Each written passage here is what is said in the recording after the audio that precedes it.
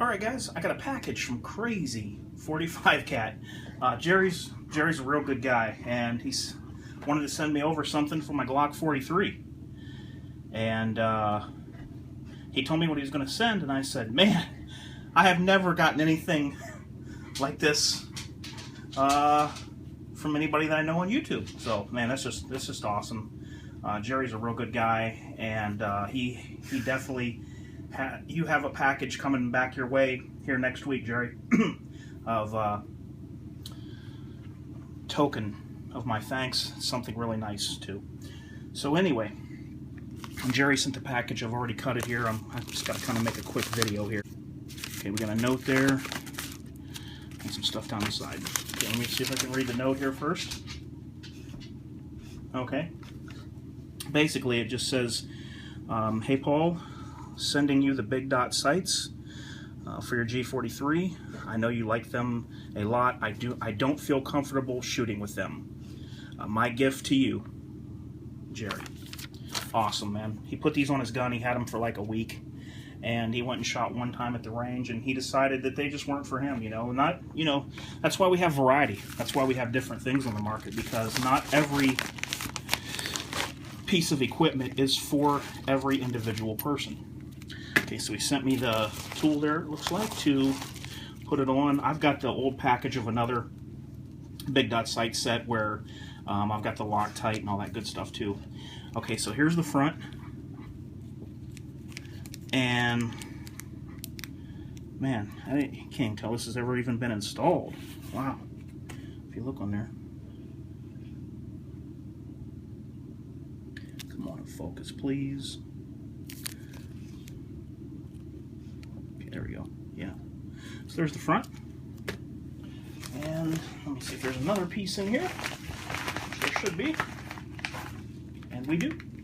Here's the rear. Now, in looking at these online, I did see that which is fine, but they do not make these with tritium in the rear for the 43. Basically, the ones that were made for the G42 work for the G43, even though, yes, they are different size guns. The size differences aren't big enough to where you can't use the same sights, okay? So there's the rear. It's just the white line, non-tritium. That's fine with me, because what you're looking for is the big golf ball. So I've got the tool to tighten down the screws, the tool to put it on the front of my 43 here. Let's get that bad boy out. Let me get it off my side here. Oh, also, my Ghost Edge connector came. This is the old one in there. I've already put the new one in. It's the old one. You want to save your old parts. But now, this gun doesn't feel like I've done anything to the trigger, per se, of a Glock. It feels like a standard Glock trigger to me. We're not going to fool with that now because everything's fully loaded. But if you understand what I mean, if you think of every Glock that you've ever messed with or you've ever owned, this trigger now to me feels like a carbon copy of that trigger system. So what I'm saying is that this trigger was heavier enough that adding this Ghost Edge brought it down to it feels just like any Glock 19 or anything else to me now. I know some people that I trust that's been doing videos for years that have tested these triggers easily at 7.5 from factory. So the trigger feels great, man. I'm so happy. I love it. Like I said, we're not going to fool around with trigger pulls and stuff right now, but I love this thing, and I got nothing but good to say about it so far. Working a lot, guys. I haven't been able to get to the range yet, so it's not something that I'm not wanting to do. I've got a few hundred rounds of ammo sitting around to go. There's my spare magazine. Carry that in the pocket. So Kel-Tec CW380. Okay, so let me see if I can go ahead and hurry up and get these sights on here and come back with you, add it to this video. All right, hey Jerry, thanks again. Like I said, next week you'll have something coming down your way, and I appreciate this very much. I was actually, what's funny is the day before Jerry said I'm sending you these sights, I was literally on YouTube and eBay deciding what I wanted to get, and big dots are normally always my go-to. And I didn't know if I wanted to go big dots or if I wanted to change it up. And when Jerry said, hey, I'm going to send you these. I just want to send them to you. I was like, well, there's my answer. All right, guys, I'll get back with you in a sec. All right, guys, here we go. Looks straight as an arrow to me. I'm always very, I always feel like my front sight isn't right. Looks good to me, though. You know, you can tell me what you think, but as for me and my purposes, I think it's good. Looks straight to me. Shadows will play tricks with you guys, like I told you. You have to watch when you got a bunch of lighting around. No, there's not one chambered in this gun either.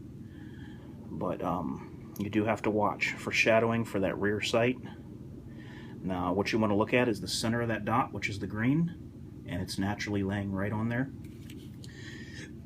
Here's the rear sight. I don't know if I'm going to have enough light here to show you this. I'm going to show you the centering of it. Let's see if I can get some more light up this way.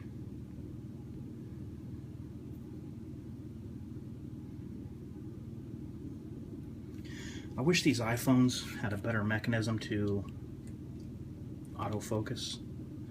Okay, look at that the rear sight channel. Like I said, you will get shadowing.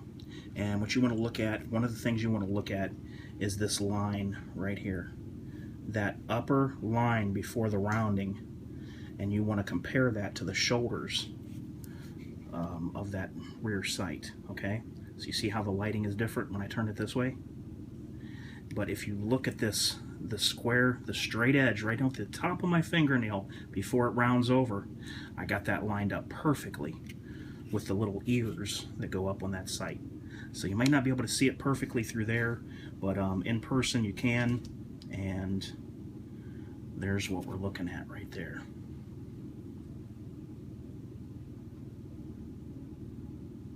Thank you again, Jerry. This is just awesome. It's exactly what I wanted. And the cool thing about it was the day before my birthday when Jerry sent me a message and just said, hey, I'm sending these to you. So thanks a lot, Jerry. I'll have something coming down your way you can open on camera. And to everyone that watched the video, I hope you liked it. I really like the Ghost Edge trigger connector. It really, it doesn't change the, like if you have a Glock 19, you're not going to feel, like you wouldn't feel a difference really between that and this gun. Now, you guys know me. I've had enough Glocks. I'm pretty sure that you trust me. Okay, you trust what I'm saying, that it's not BS or I'm not making it up. So what I'm saying is without a trigger scale, I hope that you've known me long enough and all the Glocks and everything I've dealt with on this channel that you know that I have enough credibility to offer an opinion that says that this is just like if you got a G19 or something like that with a standard Glock factory connector and whatnot. This is now what this gun feels like, okay? Alright guys, until next time, this is H4T, and I got the Krazy45cat sights on there from Florida. Alright guys, I'll talk to you later, and I'll get some video when I can get shooting, and I'm out.